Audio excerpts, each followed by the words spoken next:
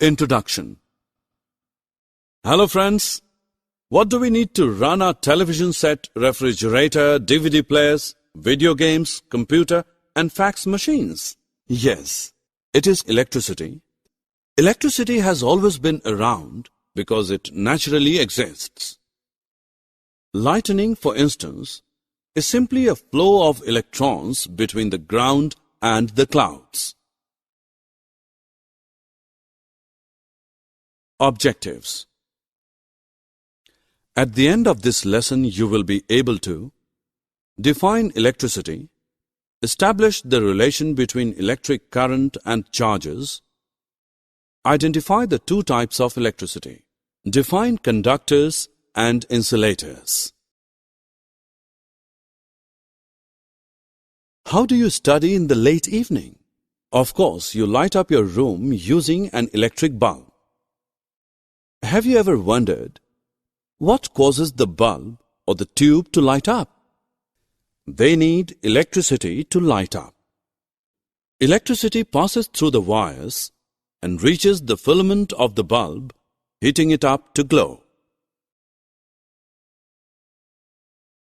When we comb our hair with a plastic comb and take it near the small pieces of paper, the paper pieces are attracted toward the comb.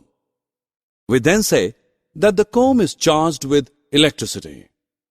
This was first noticed by a Greek man named Thales over 2,500 years ago. Thales found that amber attracted tiny feathers after it was rubbed with silk cloth.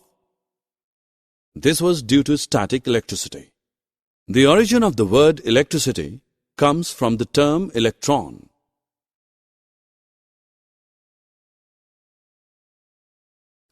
Let us perform an activity to understand positive and negative charges.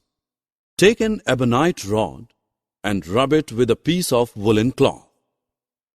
Now suspend the rod by tying a thread through its middle. Now charge another ebonite rod in the same way and bring it close to the suspended rod. What do you notice? The suspended rod moves away from the second one.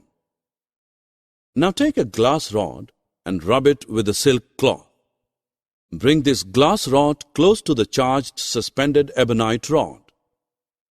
What do you observe now? The suspended ebonite rod comes closer to the glass rod.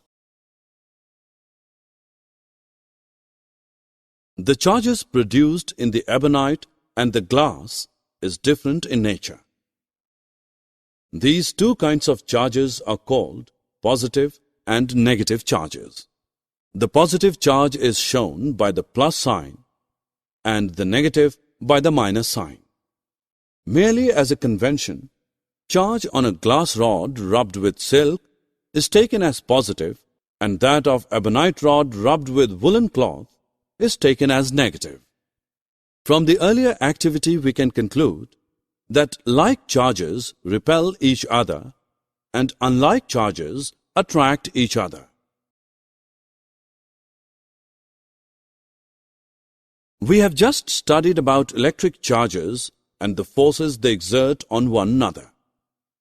We have learned there are two types of charges, positive and negative. When charges transfer from one body to the other, the bodies are said to be charged. The moving or flowing charges produce an electric current. An electric current consists of a movement of negative charges, that is, electrons. The flow of electrons gives us electricity. Electric current is measured by ammeter.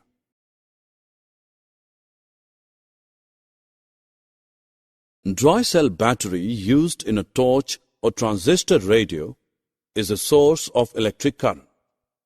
Every battery has two terminals marked plus and minus. When a metallic wire connects these two terminals, the electrons resulted from chemical reaction start flowing through the wire, constituting an electric current. These electrons flow from the negative to positive terminal. Thus, A cell is a simple device in which chemical energy is changed into electric energy. Some materials allow electric current to pass through them. Others do not. The materials that allow electric current to pass through them are called conductors. Iron, copper, brass, aluminium, silver, gold, graphite, etc. are the conductors of electricity. The materials through which electric current doesn't flow are called insulators. Insulators are also known as non-conductors of electricity. Paper, wood, plastic, cloth, eraser, rubber are the insulators. Pencil lead is made of graphite. It is a form of carbon. It is non-metal, but it is a conductor of electricity. It can be tested whether a given material is a conductor of electricity or not. The given material between the free ends of wires in an electric circuit. Face the given material between the free ends of wires in an electric circuit. Bring the free ends of the two wires close.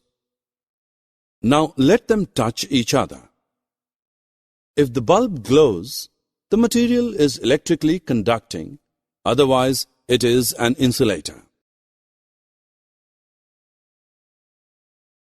Both conductors and insulators are important while using electricity. The conductors like copper or other metallic wires are used for electric supply, but at the same time, these metallic wires are coated by insulating materials like plastic or rubber for safety. Summary. Let us summarize what we have learned. Electricity is a form of energy. Charges always occur together. Like charges repel, and unlike charges attract each other. The flow of electrons is called electric current. Lightning is an electric discharge in the sky. Cells are sources of electric current.